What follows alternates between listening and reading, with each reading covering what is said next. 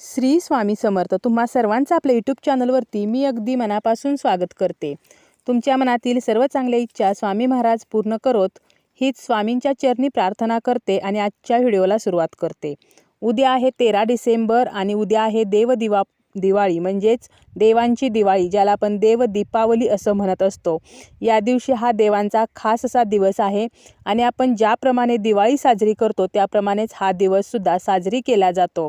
या दिवशी आपण देवांसमोर जास्त दिवे प्रज्वलित करायचे असतात. आपल्या मुख्य दरवाजामध्ये सुद्धा दिवे हे लावायचे असतात. ज्याप्रमाणे दिवाळीमध्ये आपण पणत्या लावून आपलं जे मुख्य दरवाजा आहे, अंगण आहे, तसेच आपलं देवघर जे आहे तर ते आपण दिव्यांनी लक्क प्रकाशाने उजळवून टाकत असतो, त्याप्रमाणेच आपल्याला उद्यासुद्धा करायचं आहे.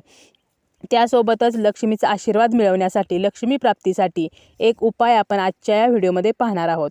उद्या सकाळी आपल्याला लवकर उठायचं आहे. लवकर उठल्यानंतर आपली नित्यकर्मे आटोपल्यानंतर स्नान वगैरे झाल्यानंतर आपल्याला आपला मुख्य दरवाजा उंबरठा स्वच्छ पुसून घ्यायचा आहे. मुख्य दरवाजाला आपल्याला स्वच्छ पुसल्यानंतर त्यावरती स्वस्तिक काढायचं आहे. तसेच उंबरठा जो आहे तर त्यावरती आपल्याला हळदीचं लेपन काढायचं आहे.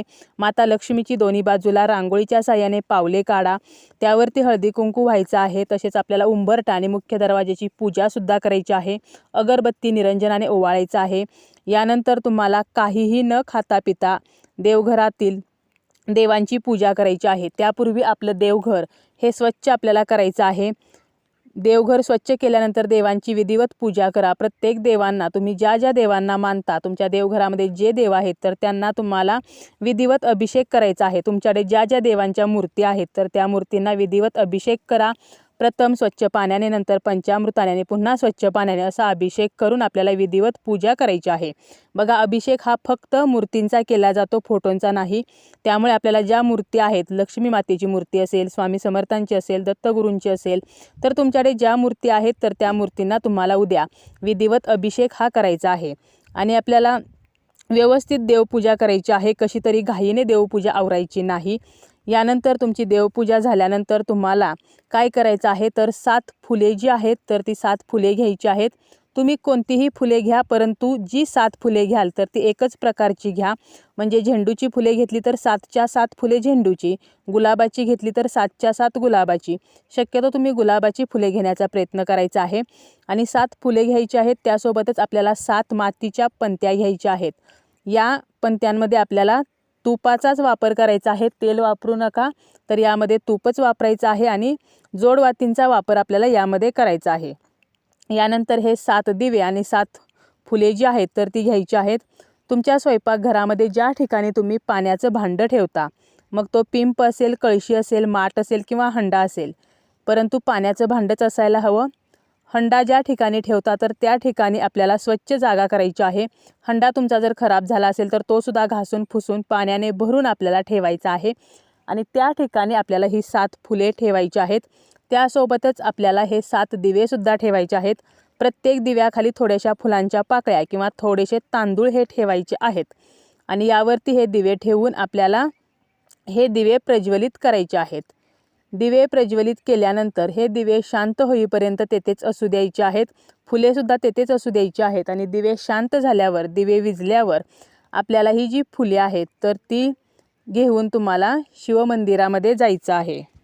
ही फुले आपल्याला शिवपिंडीवरती अर्पण करायची आहेत. त्या ठिकाणी गेल्यानंतर आपल्याला कुबेर भंडारी देवांचं नामस्मरण करायचं आहे, त्यांचं स्मरण करायचं आहे आणि त्यांना प्रार्थना करायची आहे की हे कुबेर भंडारी देवा, माझ्या आयुष्यात जे काही प्रॉब्लेम तुमच्या आयुष्यात चालू असतील ते सांगा.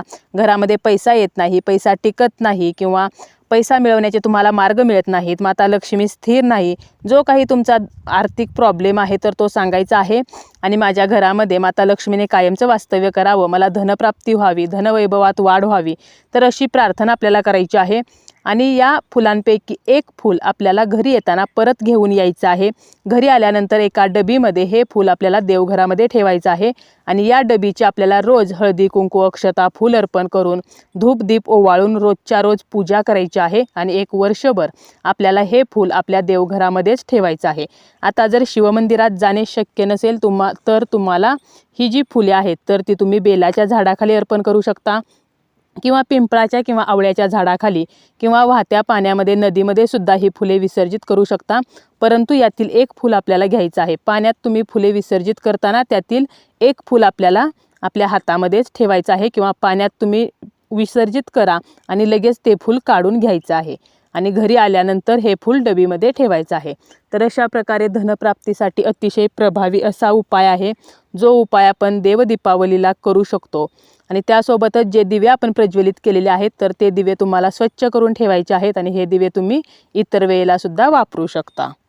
सकाळी जेवढ्या लवकर तुम्हाला हा उपाय करता येईल तेवढ्या लवकर करायचा आहे। उगीच भर दुपारी 12 वाजता वगैरे हा उपाय करू नका। त्याप्रमाणेच आपल्याला काय करायचं आहे तर तुम्हाला जर तुमच्याकडे नळाचं पाणी असेल, तुम्ही जर माठ वगैरे भरून ठेवत नसाल तर आवर्जून तुम्हाला या दिवशी पाण्याचं एक भांडं हे भरून ठेवायचं आहे।